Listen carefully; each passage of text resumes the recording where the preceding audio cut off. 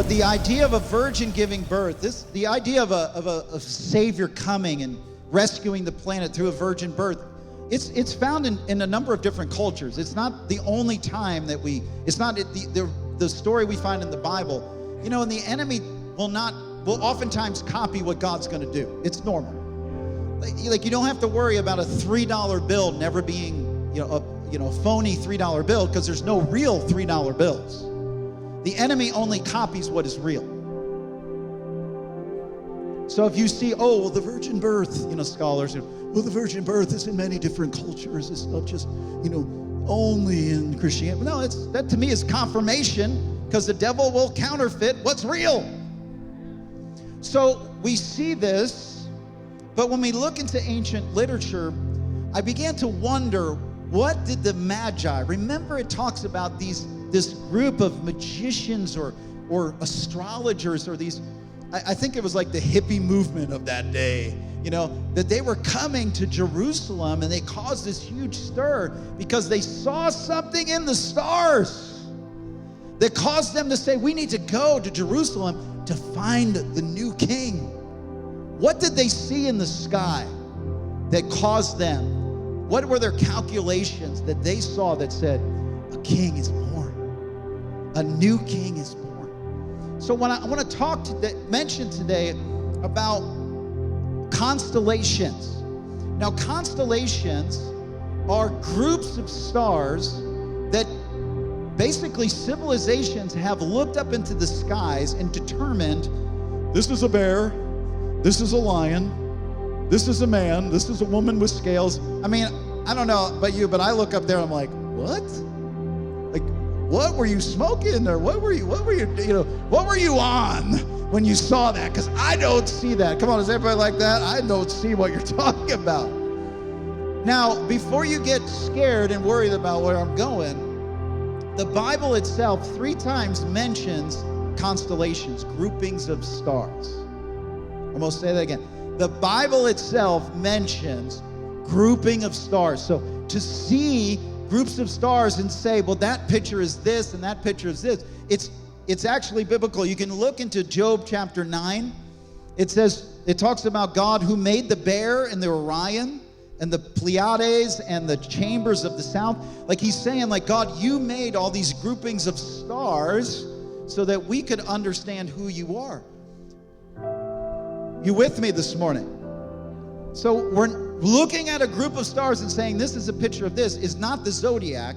This is what ancient civilizations have all agree with. This grouping of stars is this grouping of stars. It's actually, I believe, after the Tower of Babylon, when all the nations scattered, they all had the same idea of what were the pictures in the sky. And you'll see that in culture to culture. It's the same in every culture. How did that happen? After the scattering at the Tower of Babel, everyone agreed with the same thing. You following?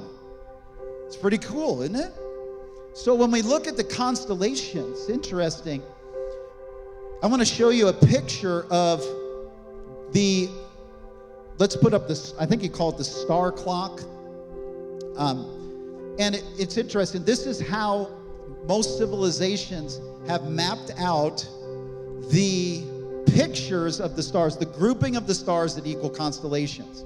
Now again, you'll have like the zodiac and the thing where people are seeking their future from the stars. Well, I'm a Cancer, that's garbage, okay? Don't do that. But don't throw the baby out with the bathwater. Are you with me?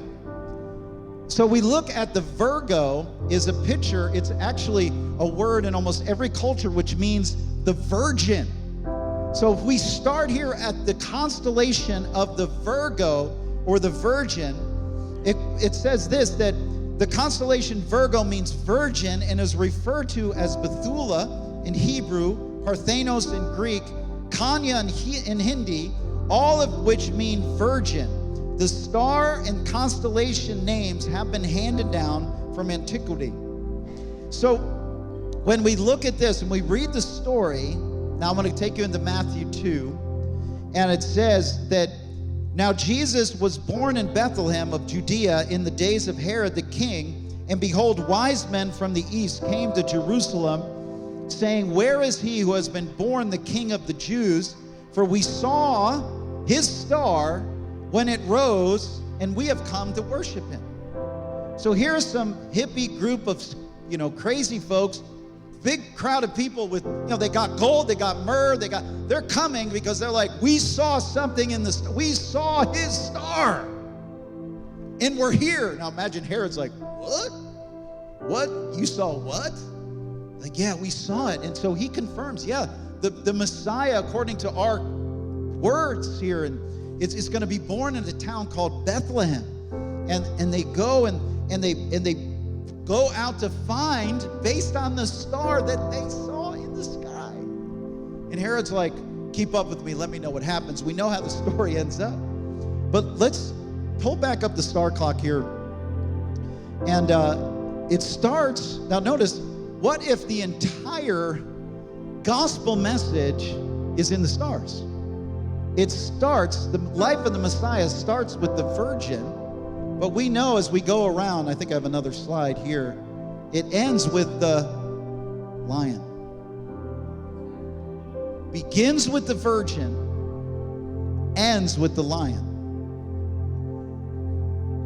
I don't have all this figured out, but I'm thinking, maybe they saw something that was prophetic.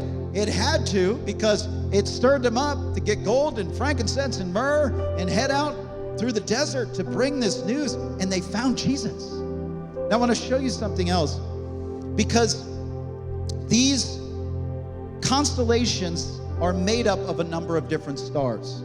I think I have a picture of just the Virgo up here. The brightest star in the Virgo constellation is what's called, the Roman name is listed as the Spica, or in Hebrew it's the Zerah, which means seed. The seed of the virgin.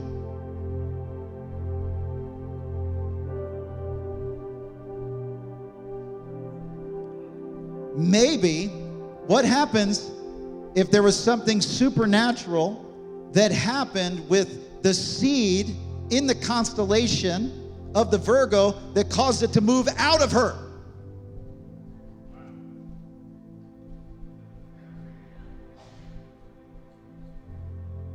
Come on, you can clap and get excited a little bit here. It's all right. Isn't that amazing? They saw something in the stars. They saw his star.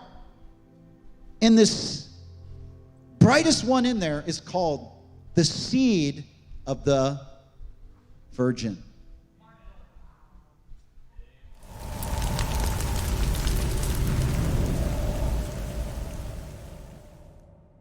This, and remember, we have so many different courses that we offer on Gateway Equip, and these are courses that you can take for a mere $5 a month, and we have courses on Revelation, on the gates of Nehemiah, on prayer, on Marxism. We have a ton of courses that we want to offer to you, and it's on the Teachable app. Makes it very simple to follow. You can just download the app to your phone. You can follow along. And we have just done an amazing job of getting that information to you and making it very affordable and very easy to go with. So once again, I'm Pastor Chris Monahan. Learn more about other resources at igateway.org, or visit us Sunday mornings at 10:30 a.m. here in Richmond, Indiana. We would love to see God's presence is rich, and we would love you to experience God alongside of us. So signing off here today. Thanks for joining me. God bless.